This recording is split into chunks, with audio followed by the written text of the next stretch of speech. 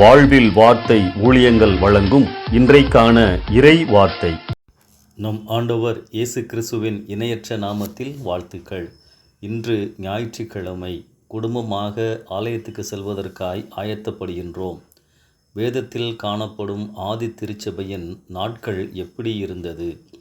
இப்பொழுதெல்லாம் life style சமுதாயத்தில் மாறிக்கொண்டே இருக்கின்றது. ஆனால் ஆதி திருச்சபை ஒரு வாழ்க்கை முறையை நமக்கு கொடுத்திருக்கிறது. அப்போஸ்தலர் 2ஆம் அதிகாரம் 42ஆம் வசனத்தில் அவர்களின் வாழ்க்கை ஆராதனை முறையை காணலாம். 4 காரியங்களில் அவர்கள் உறுதியாய் தரித்திருந்தார்கள் என பார்க்கிறோம்.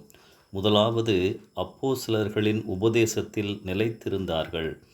இயேசு கிறிஸ்துவினிடத்தில் தாங்கள் கற்றுக்கொண்டதை உபதேசமாக அப்போஸ்தலர்கள் திருச்சபைக்கு அறிவித்தார்கள். இன்றைக்கு இயேசு கிறிஸ்துவின் வார்த்தைகள்தான் நமக்கு முக்கியம். நிறைய நவீன உபதேசங்கள் வந்துவிட்டன. எதை சொன்னால் மக்கள் சந்தோஷப்படுவார்கள் என்று யோசித்து பிரசங்கிக்கிறார்கள். அடிப்படை உபதேசங்களாகிய பிறந்தார், மரித்தார், உயிர்த்தெழுந்தார், மறுபடியும் வருவார், இவைகளை திருச்சபை மறந்துவிட்டது.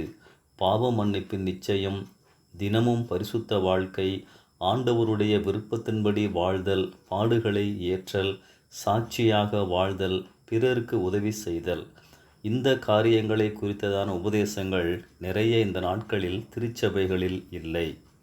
இரண்டாவது, அந்யோன்யத்தில் நிலைத்திருந்தார்கள். அந்நாட்களில் திருச்சபையில் ஒருவருக்கொருவர் நல்ல நட்புறவு இருந்தது. சமாதானமாக ஒருவரை ஒருவர் நேசித்து வாழ்ந்தார்கள். இன்று நம் சபைகளில் அன்பற்ற நிலை காணப்படுகின்றது. நம் அடையாளங்களாய் இருந்த தாழ்மை, சகிப்புத்தன்மை, விட்டு கொடுத்தல், இவைகள் மறைந்து விட்டன. ஈகோ, நான் என்னும் அகங்காரம் சபைகளில் தலைவிரித்தாடுகின்றது. அன்பு இல்லை. கிறிஸ்தவம் என்றாலே அன்புதான். அன்பிற்கு மாத்திரம் கட்டுப்பட வேண்டும்.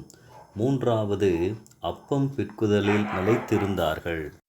அப்பம் பிற்குதலில் எத்தனை பேர் உண்மையாக பங்கு பெறுகிறோம்?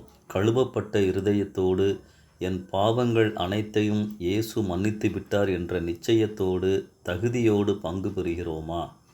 கர்த்தரின் அருகாமையில் கவனமாய் வர வேண்டும். அவருடைய பிரசன்னத்தை உணர வேண்டும். நான்காவதாக, ஜெப வாழ்வில் நிலைத்திருந்தார்கள். தனி ஜெபத்திலும் கூட்டு ஜெபங்களிலும் நிலைத்திருந்தார்கள்.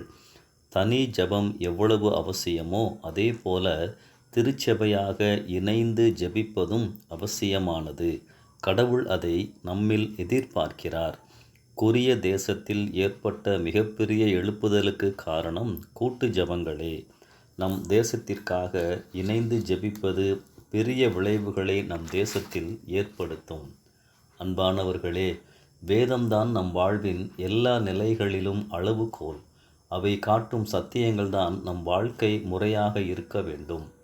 இந்த 4 காரியங்களில் ஏதாவது ஒன்றில் நாம் குறைந்து காணப்பட்டால் ஆண்டவரிடம் அறிக்கையிட்டு சரிப்படுத்தி கொள்வோம். இன்றைக்கு ஆலயத்துக்கு செல்லும் பொழுது இந்த 4 காரியங்கள் நம்மில் காணப்பட ஆயத்தமாகுவோம். ஆவியானவர் நம்மை நடத்துவாராக. ஆமென்.